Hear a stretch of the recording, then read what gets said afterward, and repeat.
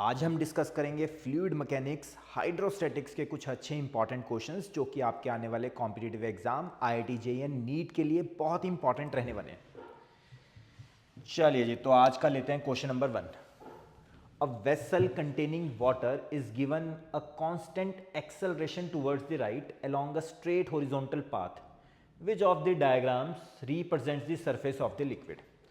तो हमने ये क्लासरूम में किया था, एक डेरिवेशन की थी, उसी डेरिवेशन के ऊपर बेस्ड है। सेम क्वेश्चन जेई का क्वेश्चन है पीवाई क्यूज में कि एक बीकर में पानी है। अगर पानी को बीकर को एक्सेलरेशन देंगे तो वाटर अपनी शेप कुछ ऐसी ले लेता है, पानी कुछ अपनी शेप ऐसी ले लेता है।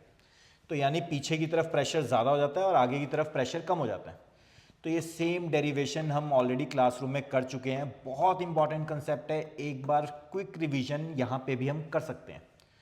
तो होता क्या है कि एक फ्लूइड को हमने इसका फ्री बॉडी डायग्राम बना लिया। एक फ्लूइड लिया अंडर ऑब्जर्वेशन, इतना फ्लूइड का सिलेंडर हम इमेजिन करके चलते हैं। पानी के अंदर पानी का सिलेंडर हमने इमेजिन कर लिया।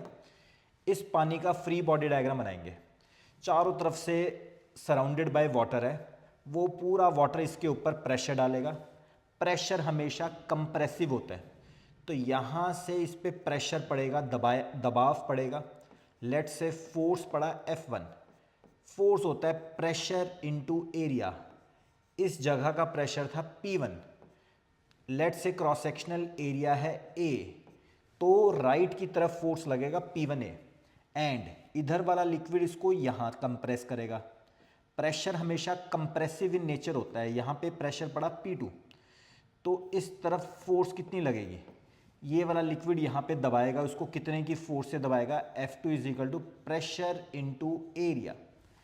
फिर भी ये पूरा लिक्विड जो है वो आगे जा रहा है, बीकर के अंदर रखा हुआ और बीकर आगे जा रहा है, तो ये पूरा भी एक ही एक्सेलरेशन से आगे जा रहा है।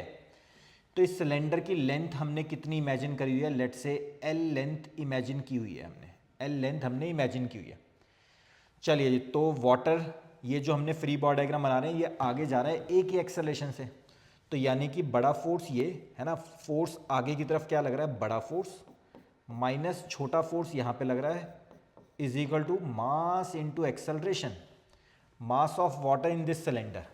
तो फोर्स क्या होता है, pressure into area P1A minus ये वाला force again pressure into area, mass इस लिक्विड का मास, डेंसिटी इनटू वॉल्यूम, पूरे लिक्विड की डेंसिटी हमने रो ली हुई है। वॉल्यूम, इस सिलेंडर की वॉल्यूम कितनी होती है, area of cross sectional into length, area of cross section into length into acceleration. तो एरिया से area cut, P1 minus P2 is equal to rho L A, equation number 1। यहाँ पे pressure कौन डाल रहा है, ये जो H1 हाइट का लिक्विड है ये प्रेशर डाल रहा है। तो ये पूरी हाइट कितनी है, H1 हाइट ऊपर से नीचे तक ये हाइट थी। तो P1 can be written as rho g H1 minus, यहाँ पे P2 प्रेशर कौन से लिक्विड का आ रहा है, ये पूरा लिक्विड H2 हाइट का लिक्विड जो है वो प्रेशर डाल रहा है। तो P2 is rho g H2 is equal to rho L ए।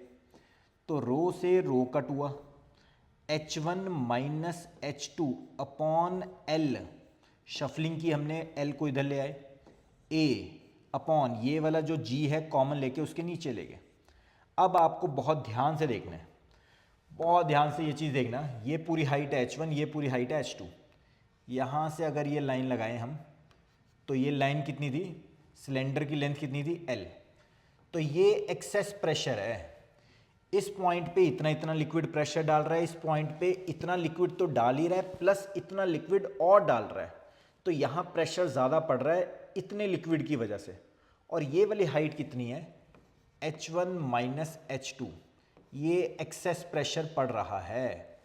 ठीक, तो अगर ये राइट एंगल ट्राइंगल लें और इसको थीटा कह दें, तो इस राइट एंगल ट्राइंगल में बताइए टैन थीटा कितना होगा, tan theta is equal to P by B, H1 minus H2 by L is tan theta. तो इस तरह से की ये डेरिवेशन थी जो हमने क्लासरूम में की थी, कोई भी न्यूमेरिकल इसके ऊपर बन जाता होता है। ठीक है जी, अभी नेक्स्ट क्वेश्चन में ही मैं ये यूज़ करने वाला हूँ।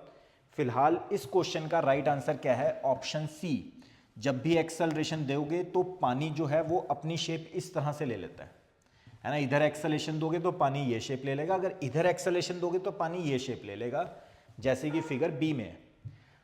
चलिए जी, तो इस क्वेश्चन का आंसर है ऑप्शन सी। आगे बढ़ते हैं आज का क्वेश्चन नंबर 2। पहले आपको वीडियो पॉज करके क्वेश्चन नंबर 2 अपने आप से ट्राई करना है, फिर आगे वीडियो प्रोसीड करना है करेक्ट ऑप्शन डिटेल सोल्यूशन के लिए। तो क्वेश्चन नंबर 2 में ये सारा फंडा यूज हो सकता है। हिंट मैंने आपको दे दिया, ट्राई आपको करना है।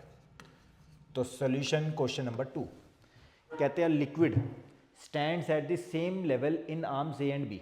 तो पहले ए और बी आर्म में सेम लेवल पे लिक्विड था। If the U tube is given a constant acceleration, अगर ए की एक्सेलरेशन से आप इसको आगे मूव कराओगे तो लिक्विड पीछे ज़्यादा चला जाता है, पीछे ज़्यादा प्रेशर बनता है।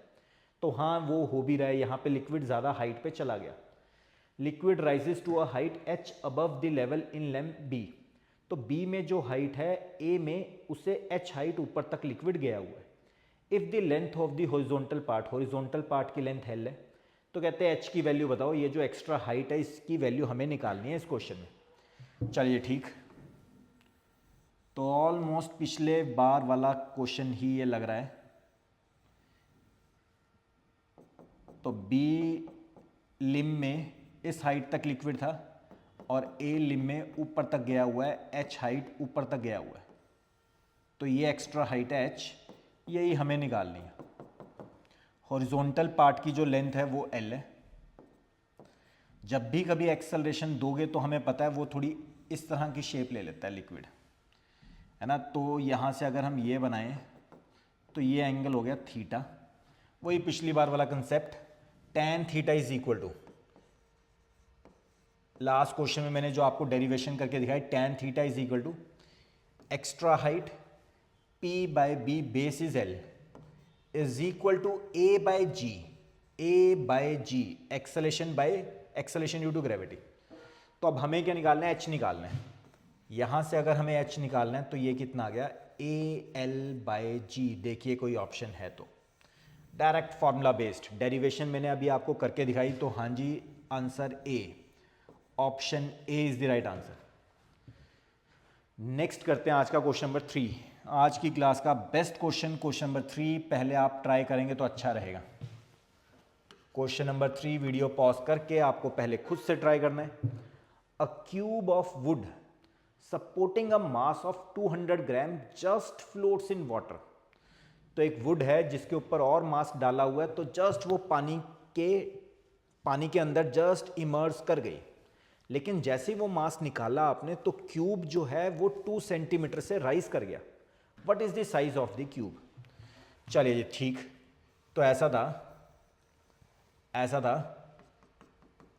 पहले तो वो क्यूब पूरे का पूरा पानी के अंदर है। क्यों? क्योंकि उसके ऊपर आपने कोई मास डाला हुआ है। ये मास कितना है, 200 ग्राम का कोई मास डाला, तो वो क्यूब लेट से उसकी लेंथ है L। तो क्यूब की सारी साइडें सेम होती है, तो L लेंथ ब्रेड्थ हाइट सब सेम थी। वो जस्ट पानी के अंदर इमर्ज था क्योंकि आपने उसके ऊपर कोई ब्रिक रखी हुई थी, कोई स्टोन रखा हुआ था, कोई भी वेट 200 ग्राम का वेट आपने ऊपर रखा हुआ था, वो पानी के अंदर पूरी तरह से मर्ज था। अगर आप वो वेट हटा लोगे तो क्यूब जो है वो उसका कुछ हिस्सा 2 सेंटीमीटर जो है क्यूब की हाइट वो बाहर आ जाएगी।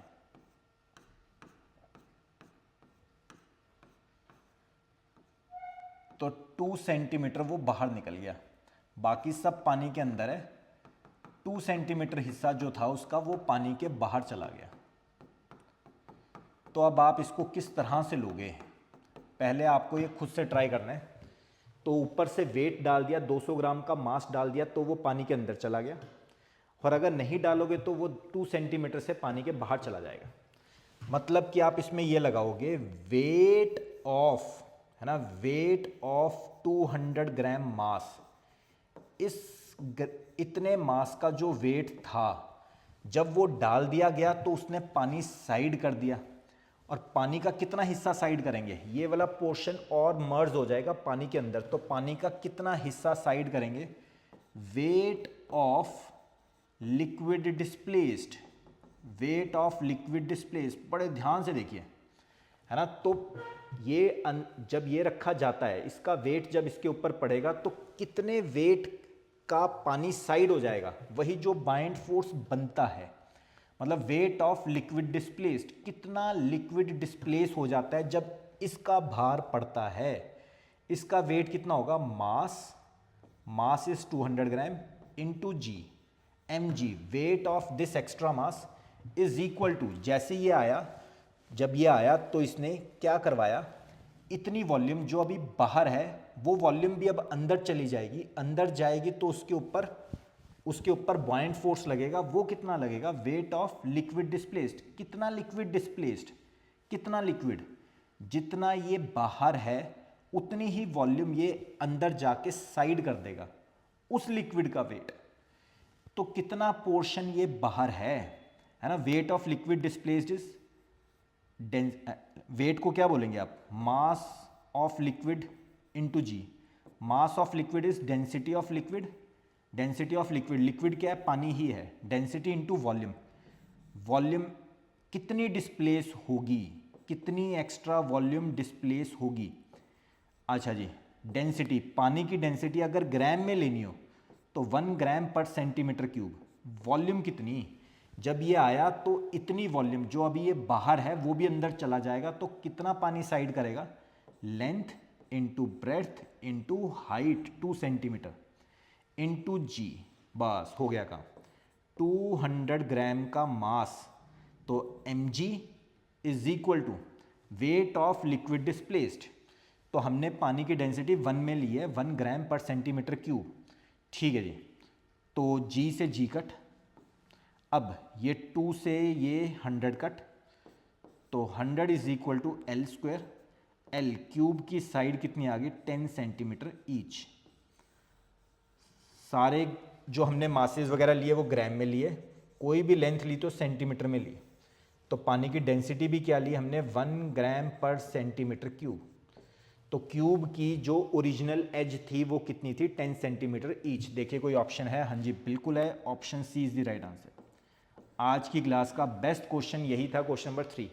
थोड़ा ठंडे दिमाग से एक बार फिर से ट्राई करना, एक बार 2 बार ये वीडियो को फिर से रिवाइंड करके देखना, आपको समझ जरूर आएगा। नेक्स्ट करते हैं आज का question number 4। A stone of relative density, relative density क्या होती है, density of material upon density of water at 4 degree Celsius. तो रिलेटिव डेंसिटी की वैल्यू k है, is released from rest on the surface of a lake. तो lake के surface पे एक स्टोन आपने छोड़ दिया, स्टोन है तो नीचे जाएगा ही जाएगा।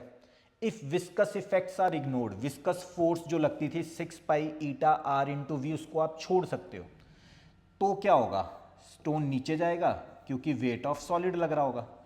जितना स्टोन की वॉल्यूम है वो पूरी पानी में जाएगी, तो बाइंड फोर्स ऊपर लगेगी, बाइंड फोर्स फिक्स लगेगी जो भी लगेगी। वेट ऑफ लिक्विड डिस्प्लेस जिसे कहते हैं, फिर भी स्टोन तो स्टोन है, उसकी डेंसिटी पानी की डेंसिटी से तो ज़्यादा होती है, फिर वो नीचे जाएगा एक ही एक्सेलेरेशन से। वही एक्सेलेरेशन हमें बतानी है। लेट से लिक्विड की डेंसिटी है रो एंड सॉलिड की डेंसिटी है सिग्मा, एंड रिलेटिव डेंसिटी क्या होती है, density of body upon density of liquid at 4 degree Celsius, क्योंकि ये पानी में है ना, लेक है तो लेक पानी में ही होगा। तो दिस अपॉन दिस की रिलेटिव डेंसिटी हमें k गिवन है, जो कि हम बाद में यूज़ भी कर सकते हैं। फिलहाल नीचे जा रहा है a एक्सेलेरेशन से, तो बड़ा force weight of solid minus छोटा फोर्स यानी कि bind force is equal to mass of solid into acceleration. ये एक्सेलरेशन हमें निकालनी है। मास ऑफ सॉलिड क्या होगा, density of solid into volume into g. ये क्या होता है, बाइंड फोर्स क्या होता है, वेट ऑफ लिक्विड डिस्प्लेस। जब ये अंदर आया तो इसने कितना पानी साइड किया, उस पानी का weight, weight of liquid displaced. तो लिक्विड की density volume of liquid displaced into g is equal to mass of solid. Again solid का मास क्या होता है, density of solid volume, mass of solid हो गया डेंसिटी इनटू वॉल्यूम, एक्सेलरेशन ही से। तो v से v कट, ठीक है जी। तो density minus density of liquid g upon density of solid is equal to a. तो ये हमने डिवाइड किया तो ये आ गया 1 minus density of liquid upon density of solid into g is equal to a. यहाँ पे मैंने आपको बता रखा है density of solid upon liquid is relative density that is k. तो मुझे लगता है इस क्वेश्चन का आंसर ये आ गया। तो यानी कि कोई ऑप्शन है? हाँ जी है, बिल्कुल है। Option C is the right answer. Easy था, इजी सा क्वेश्चन था, डायरेक्ट, बस जस्ट बाइंड फोर्स आपको पता होनी चाहिए तो हो जाएगा। नेक्स्ट है आज का क्वेश्चन नंबर 5।